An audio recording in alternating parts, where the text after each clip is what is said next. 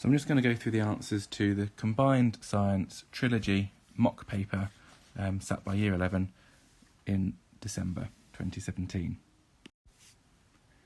As a reminder, these are the only physics equations that you get given.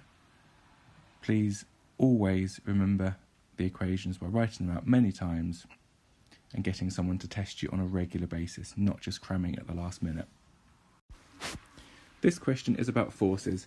Force is a vector quantity. Now, first of all, we need to understand what's meant by vector.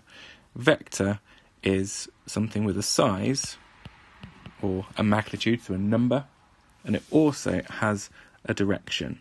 So forwards, backwards, up, down, left, right. So which is a correct statement about a vector quantity. So it doesn't have to be about forces, it could be about absolutely anything that's a vector, so momentum, for example. Weight, I guess that's a type of force. So it has direction only, no, it has direction and magnitude, well that is absolutely the one. So it has a direction, forwards, backwards, left, right, up, down, but it also has a number, a size and magnitude. A Newton meter measures the weight of an object. Look at figure 1. What is the weight of the object in figure 1? Now, with this one, you really had to look very carefully and zoom in, if you like, or look very closely at the scale. And even on here, and certainly in the paper copy, we can see that it's halfway in the middle. So the answer is 5.5. Some people misread it, and they said 6.5, but it's definitely between 5 and 6.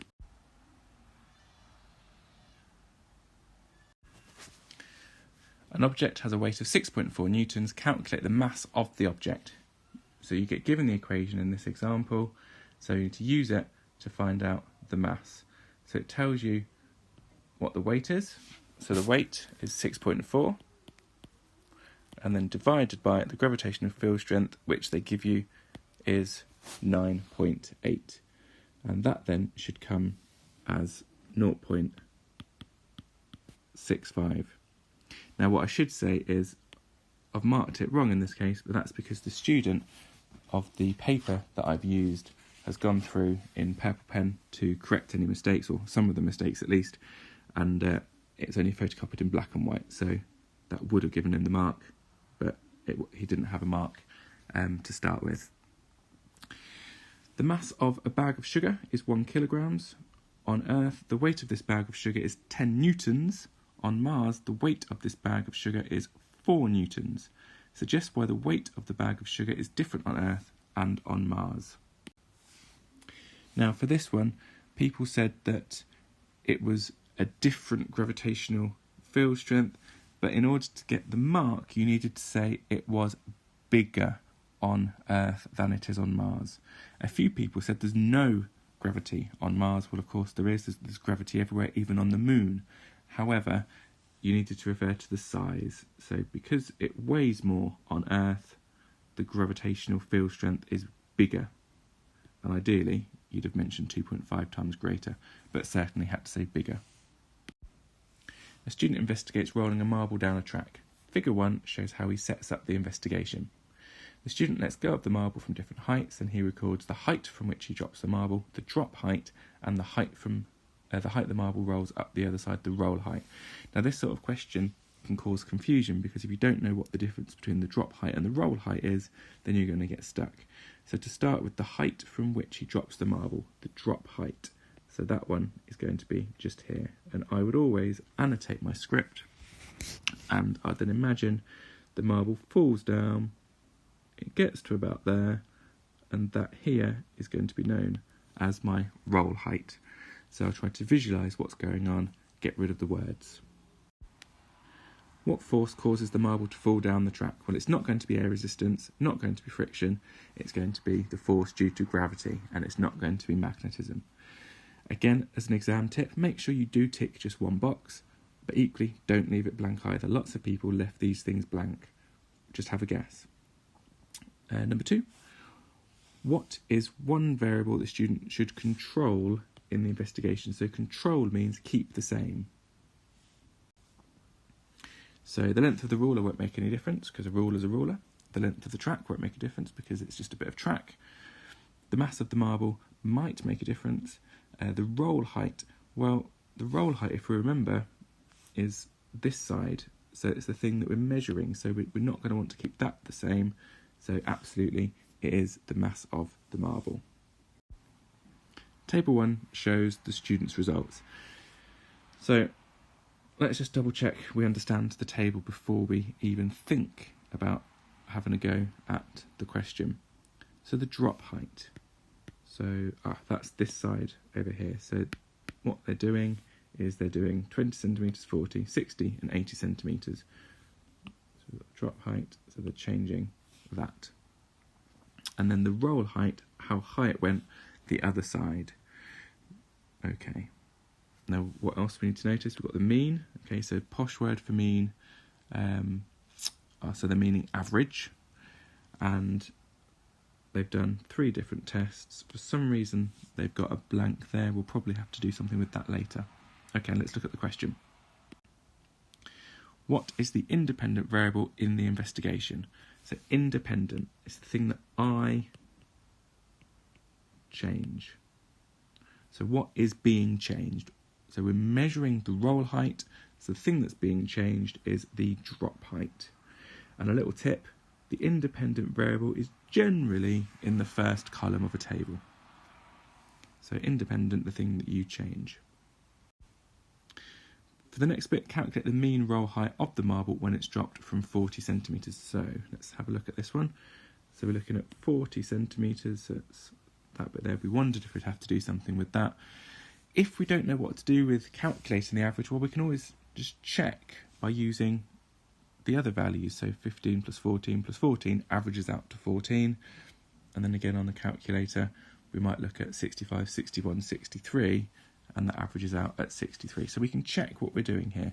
But in this case, to find the average or the mean, it's 29 plus 33 plus 32, and then in a calculator press equals, and then you've got 3 numbers, so you divide through by 3.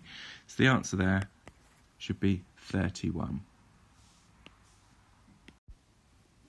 The student calculated the mean roll height for the drop of 60 centimetres. He did not include the test result for test 2. Why did the student leave out the result for test 2? Well, let's have a look. So let's get rid of some of the previous notes. So hopefully you can make out that for test 2 they're referring to that value just there. Now if you compare it to 47 and compare it to 46, you should be able to see that it was an anomalous result. It was too different from the other values. So the word to use there is anomalous. It was an outlier. Describe how the drop height of the marble affects the roll height. So what they're looking for here is for you to look at the numbers and see that as the drop height goes up, so as it increases, the average roll height increases as well. The numbers get bigger. So the student has used his purple pen there to do that. For the next one, why does the marble never roll up to the same height the student drops it from? It's the same when you drop a ball. It never bounces as high as you started, unless you obviously chuck it down, if you just drop it by letting go. So in this case, it's because you always lose energy. Energy turns into friction, or because of friction turns to heat, or there might be some drag as it passes through the air, so air resistance, but you always lose energy. Nothing is ever 100% efficient. Forces can be classed as contact or non-contact forces. So a contact force is if I punch a table, the table punches me. We're making contact and we're feeling the pain. A non-contact force might be you've got a magnet, a north and a south pole, you put it nearby and you get that attraction between the two. So look at table 4. Tick one box for each type of force to say whether it is a contact force or a non-contact force. So electrostatic, so that's like a spark, a charge. So that is going to be a non-contact force. Friction, well, you only get friction when you rub things together, so that's got to be in contact. And gravity, well, think about the sun and the earth. The earth goes around the sun because of gravity, but they're not touching each other. Force is a vector quantity. So we mentioned vector quantities earlier in question 1, I think. What are two other vector quantities? So something that has a magnitude and a direction. Well, velocity does, because speed is the scalar quantity, just with size, whereas velocity has a direction as well. And the posh word for distance, if you like, so distance is scalar, displacement is vector. A student does a practical to investigate the relationship between force and extension for a spring. Figure 5 shows how we set up this experiment. So again, have a quick study of what's going on.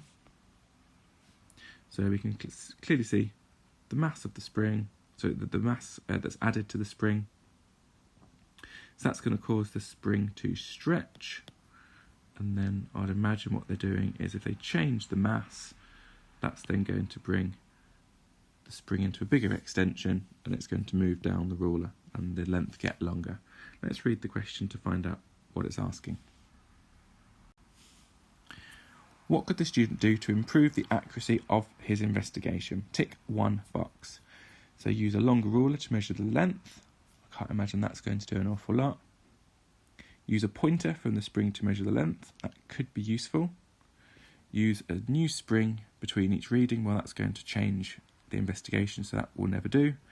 Or use a stronger spring in the investigation. Well, that's just a different variable. So, as this student has put, use a pointer from the spring to measure the length. So what they mean by that is have something attached on the spring that points to the ruler just to make it a little bit closer, so that as you add mass, then you can see a little bit easier what the new extension is.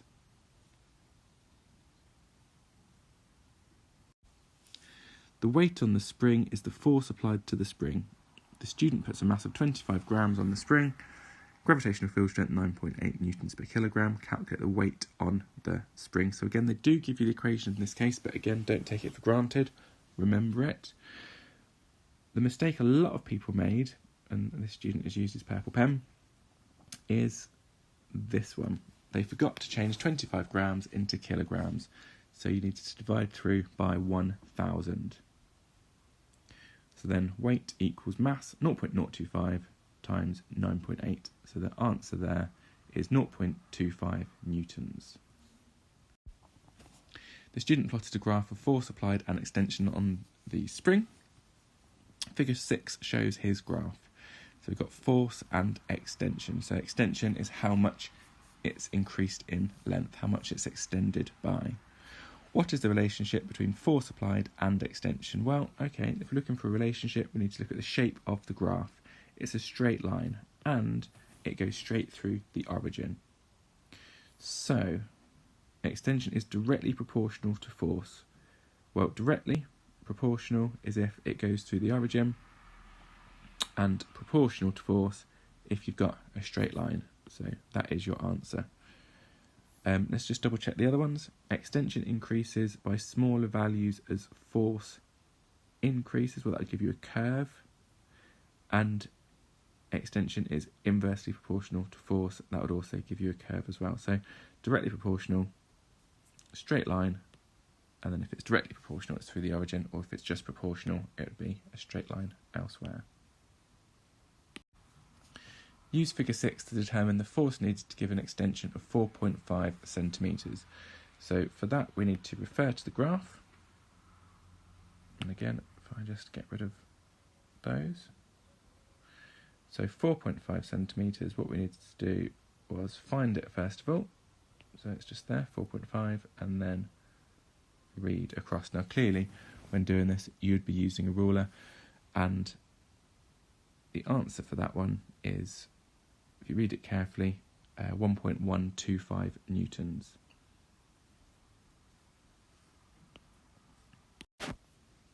A different spring has a spring constant of 13.5 newtons per metre. Calculate the elastic potential energy stored in the spring when its extension is 12 centimetres. Use the correct equation from the physics equation sheet. So there's your first clue. let's look at the equation sheet to see which equation it is. So have a little look down, and as you'll see, number 4, elastic potential energy equals 0.5 times the spring constant times the extension squared. So, given that we know that, write down the equation again. So energy equals 1/2 times the spring constant times the extension squared. So from the question, 0.5 times the spring constant, which is 13.5, and then multiply that by 12 centimetres. But the trick here is 12 centimetres needs to be converted into metres, so it's really 0.12, and then of course you need to square that number. So that works out as an answer of 0.097 joules. An electric current is a flow of electrical charge through a circuit. Complete the sentence, use a word from the box. Metals are good conductors of electricity because electrical charge is transferred by delocalised, and the word that you're looking for here is electrons. Draw one line from each symbol to the name of the component.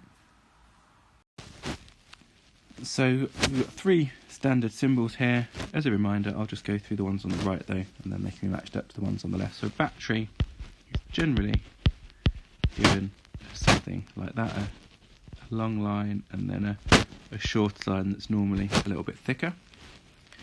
A lamp would look like that. An LED or a light emitting diode. We've got a triangle and some arrows going away from it, sometimes with a circle round, not always. A resistor, the thing that slows down the current or stops the electrons from moving, is a rectangle.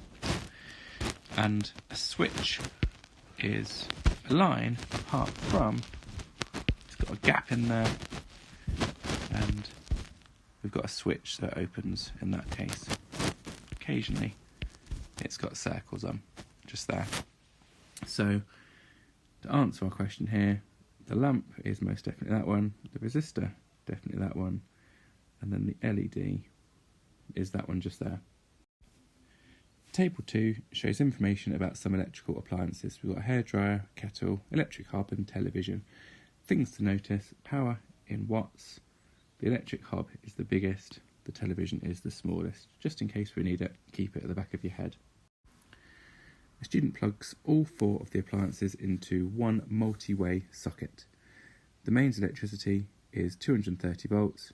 The highest safe current in the socket is 30 amps. Explain why it's not safe to use all 4 appliances at the same time. In your answer, calculate the total power needed. Use the equation current equals power divided by potential difference to calculate the total current needed. So this question here goes to exactly what's needed to get the 4 marks step by step. So we'll start from the beginning. So to find the total power, we need to look back just here, and we need to just add up all of the numbers. So again, use a calculator, and it should come to 7,360 watts.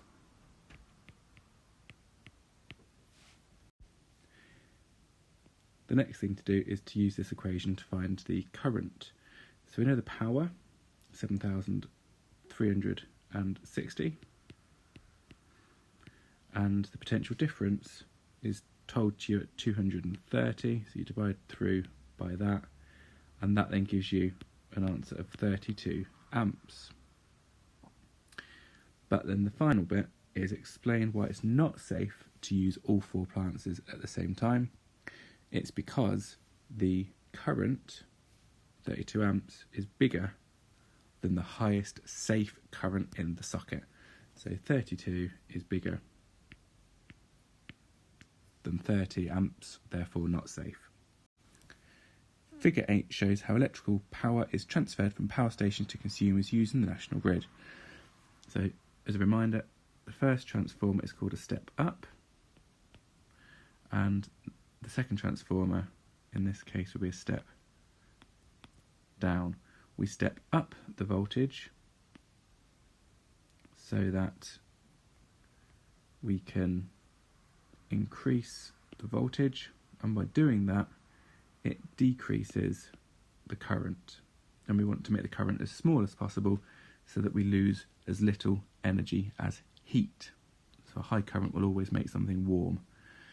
And then the step down transformer, transformer 2, does the opposite, so that decreases the voltage. The current then goes back up a little bit again, back to more usable values around the house. So transformer 1 is a step-up transformer. Explain why step-up transformers are used in the national grid. So based on what I've just said, the answer would be to increase the voltage, which then decreases the current, so that you reduce how much energy you lose as heat, and then that increases its efficiency. And then the next one, what is the purpose of transformer 2? So that's then to decrease the voltage for domestic use.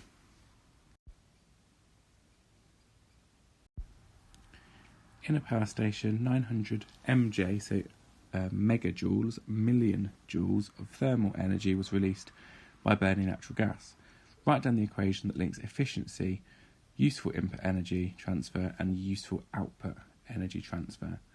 You always have a smaller number on the top of the equation, so the output energy needs to go on the top.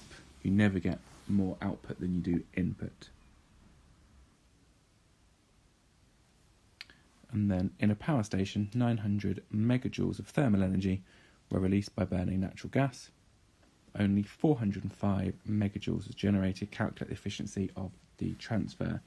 So always small number divided by a big number. Now because they're both in megajoules, we don't need to put that down in the equation.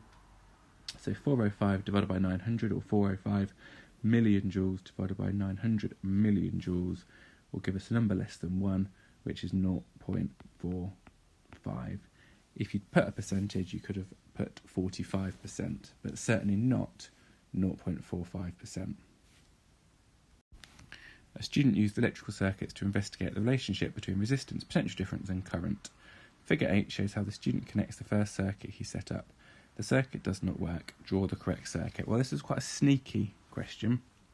The ammeter and voltmeter are in the wrong place. They should be the other way, because the ammeter should always go in the same loop as the components of the bulb and the battery, and the voltmeter should always go in parallel across the thing that you're measuring. So that's the first thing to note. Now, some of you decided that it wouldn't work because the switch was open. That wasn't what they were looking for. What you needed to notice was the battery was the wrong way round. So we needed to redraw it. So the battery, so it goes long, short, because at the minute we've got short, long, long, short. So they need to be opposites. And then we need to put the ammeter in the right place, and then the voltmeter across the bulb. The student then sets up the circuit correctly. Look at figure 9. What is the reading on the voltmeter? Now, again, like on the previous question, you had to really look carefully what the number is. So we've got 5 divisions, so each division is 0.2, so 6.2, 6.4. So again, the student in this case has used his purple pen and now got the correct answer. The student then set up a circuit to investigate how resistance affects the brightness of a lamp. Figure 10 shows the circuit he set up. The student increases the resistance of the variable resistor. What effect does this have on the brightness of the lamp? Okay, resistance. If we increase the resistance, that makes the current go down. It makes it harder for the electrons to flow through the circuit. So, if the resistance is high, the current is low, that means it will be dim, and vice versa. If you reduce the resistance, that makes it easier for the electrons, the current, to flow around the circuit, which then makes the bulb get brighter. So in this case, because they're increasing the resistance, as I've just said, it will get dimmer. Write down the equation that links current, potential difference and resistance. Again, this is something you're going to have to remember.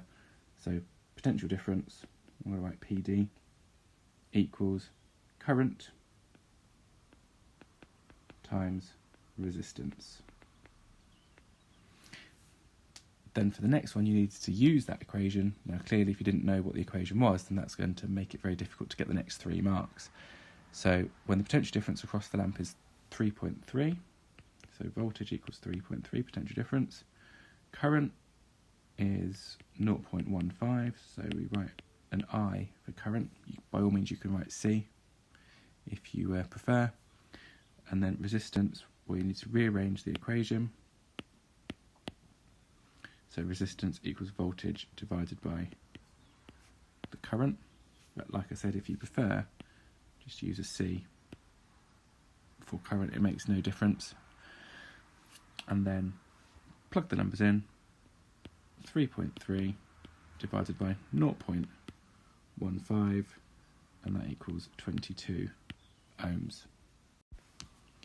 This question is about speed. What's the typical speed of sound? Okay, the speed of light, if we focus on that one, is 300 million meters per second. So that means every single second, light will travel 300 million meters. So that's the same as writing 3 times 10 to the power of 8, or 300 million meters per second. This one's about sound.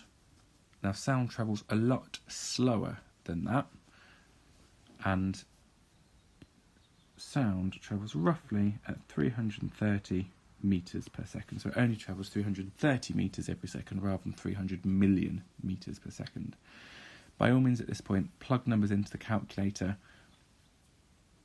and then see what they turn into if you're not sure how standard form works, but the number you're looking for was the second one down, because 3.3 times 10 to the 2 is the same as that.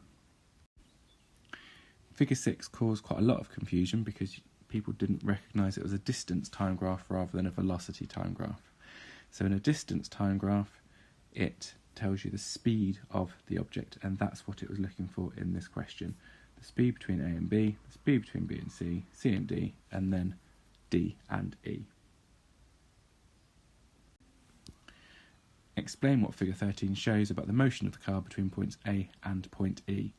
You should use values from figure 13 in your answer. So what that means is you need to do calculations.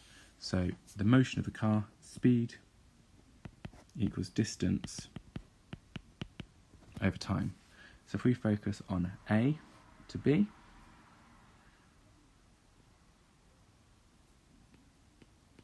so the distance is 250 and the time taken is 20 seconds. So 250 over 20, so that gives you 12.5 meters per second. Now between B and C, well, the distance stays at 250 meters. That means the car isn't moving. So that's got a speed of 0 meters per second. Between C and D, bit trickier because we start at 250 and we end at 500. So this distance just there is 250 meters, not 500 meters. We're just focusing in on this triangle just here. And likewise, the time taken is from here to here, from C to D horizontally, and it goes from 40 to 60, so the time taken is 20, so our calculation distance is 250 over 20 again, so it's moving at the same speed as it was before, whoops, which is 12.5 meters per second. And then finally, D to E, we've got a distance of 500 this time because it's all the way from the top of D to the bottom of E, but the time taken this time is from 60 to 90, so it's 30 seconds and it's 500 just here. So this time the calculation for D to E is 500 divided by 30, and that gives you 16.7 metres per second. Now, what you also needed to notice was, to start with, from A to B, B to C, C to D, is the distance is getting further away from zero. When you're going from D to E, you're going back down towards zero. So that means that the object is moving back towards the origin. So things that you could have said in your answer. So between A and B, the car is moving from the origin, moving away to 250 metres at a speed of 12.5 metres per second. Between B and C, the car is stationary or not moving. It's got a speed of 0 metres per second. Between C and D, the car is moving again further from the origin at a constant speed. And you might even refer to the gradient being the same as between A and B, therefore moving at the same speed, 12.5 metres a second. And then from D to E, we've got a constant speed again, but it's going back towards the origin at 16.7 metres per second. The kinetic energy of a car moving depends on the car's mass and speed. Write down the equation that links kinetic energy, mass and speed. A lot of you gave this one a go, but kinetic energy equals a half times mass times speed squared. A lot of you either forgot to square the speed or you forgot to include the half. A car has a mass of 1,650 kilograms. Table 5 shows the kinetic energy of the car moving at 11 metres per second. Calculate the missing value in Table 5. Give your answer in kilojoules, and again people forgot to convert to kilojoules at the last moment. So a half times the mass, which is 1,650, times 30 squared, and that then gives 742,500 joules, but we wanted it in kilojoules, so you need to divide through by 1,000, which then gives you a final answer of 742.5. A man is driving his car at constant speed on a wet road. He sees a fallen tree on the wet road and tries to stop quickly to prevent an accident. Explain why the man may not be able to stop in time. So this one is all about the factors that affect thinking and braking distance. So when you are getting the marks for this, you need to refer to thinking distance, so things that affect your brain. So that could be distractions, it could be because you're tired, maybe on medication, maybe you've had some alcohol. And then you could refer to the braking distance. And, well, it gives you a clue, a wet road. So you're not going to slow down as quickly if the road is wet, because the friction between the tyres and the road is reduced. But equally, maybe your tyres have been worn down, so you can't stop as quickly. Or maybe you're travelling too fast, so that you have too much kinetic energy. So as long as you're logical and step by step with those things here, you should have picked up a lot of the marks. So as a recap, stopping distance is thinking plus braking distance. Thinking, write down stuff to do with the brain, and braking distance, stuff to do with the condition of your car. Electricity in the UK is generated in many ways. Figure 7 shows an undersea turbine. The undersea turbine uses tidal energy to generate electricity. What's the original source of energy for tidal power schemes? I think about 2 people got this one right. Tidal power is all to do with the gravity, mainly from the moon, but also from the sun. Definitely a mean question. Explain 2 advantages of using undersea tidal turbines to generate electricity rather than burning fossil fuels. Well, tidal energy is renewable, so it won't run out like fossil fuels. It's replaceable. Or you could have mentioned that it doesn't emit carbon dioxide, so no pollution. which then won't contribute to global warming. You could have referred to sulphur dioxide or nitrogen oxides, which can cause acid rain. And you could have also spoken about particulates not being produced because we're not burning anything, so there's going to be less of an effect on your health and the local environment. Some power stations burn wood instead of fossil fuels to generate electricity. A coal-burning power station burns 6 million tonnes of coal per year. Coal has an average energy value of 29.25 megajoules per kilogram, so million joules for every kilogram that you've got. Wood chip from willow trees has an energy value of 13 megajoules for every kilogram of wood chip that you have. A hectare of agricultural land can produce 9 tonnes of dry willow wood per year. If this power station burned dry willow wood instead of coal, how much agricultural land would be needed to grow the willow? For 3 marks, this is a very difficult question. Let's go through it. To calculate how much coal has been used for a year, we need to know how much energy you get per kilogram, so that's the 29.25, and the other bit of information that you need to then multiply it by is for 1 year is 6 million tonnes. Now 6 million is 6 and then 6 noughts. 1 tonne is 1,000. So what this equation really is 29.25 times 6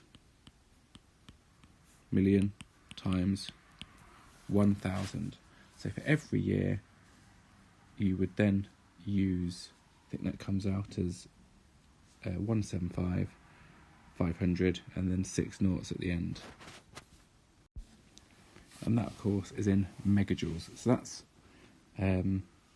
what we're looking for, and we'll need that a bit later. So what we now need to know is how much willow we need. So the question says produces 9 tonnes and you get 13 megajoules per kilogram. Now, like before, 9 tonnes is really 9 times 1,000 kilograms. There's 1 kilogram, 1,000 kilogram equals 1 tonne, and then multiply that by 13, so that then gives an answer of 117,000 megajoules. So to find how many hectares you need to do the big number divided by the small number, and that should give you an answer of 1.5 million hectares. Table 3 shows the carbon dioxide emissions of 4 fuels used to generate electricity. So coal, natural gas, oil and wood, and then direct emissions and life cycle emissions of carbon dioxide. So things to note, wood is pretty high here in comparison, but pretty low just there. So what does it mean by direct and life cycle CO2 emissions? So direct CO2 emissions are the amounts of carbon dioxide released when the fuel is burnt, and life cycle is the total amount of carbon dioxide released during all the stages from fuel extraction to when the fuel has been used. So things like wood are quite easily extracted or pulled up the ground and burnt, whereas you've got to do a fair bit of work to get hold of coal, natural gas and oil. So that's why the life cycle here is going to be a lot higher, because you physically got to get it out the ground or capture it in order to then burn it, whereas wood, just chop it down and you've got it. So use the data from table 3 to explain why wood is considered to be a low carbon dioxide emitting fuel. So although it's got a higher direct emissions than other fuels, it has a much lower lifetime emission. Figure 7 shows a roller coaster, so clearly going up, so that means it's gaining gravitational potential energy, and falling, So it's going to lose gravitational potential energy but speed up, so gain kinetic energy. Thing to bear in mind. The roller coaster car is raised a vertical distance of 35 metres to point A by a motor in 45 seconds. The mass of the roller coaster is 600 kilograms and the motor has a power rating of 8,000 watts. Calculate the percentage efficiency of the motor where the gravitational field strength 9.8 newtons per kilogram. So again, another hard question. Let's go through it. First of all, we need to calculate the power that has been used to lift up the car. So power equals work done divided by time. But to calculate the work done, we need to use a new equation, force times distance. But force equals weight, which is mass times the gravitational pull. So in other words, you've got a lot of steps here before you can even start working out what the percentage efficiency is. So first of all, let's work out what the force is. Well, the force on the object is the mass times gravity. So that's 600 times 9.8. So the force comes out to be, I think it's 5,880 newtons.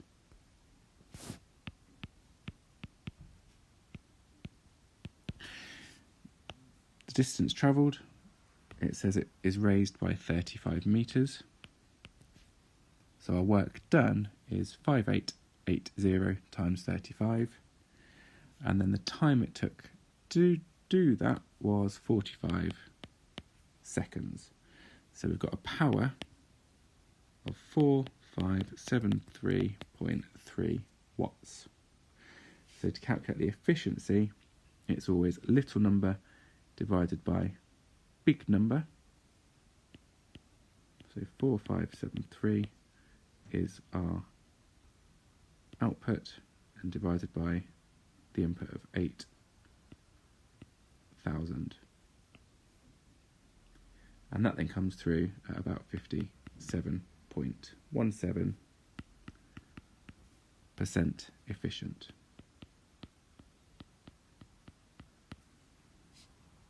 Hard question. The roller coaster rolls from point A to point B, a drop of 35 metres. Calculate the speed of the roller coaster at point B.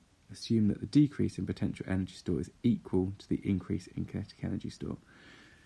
So gravitational potential energy, when it's at its highest, is mass times gravity times height.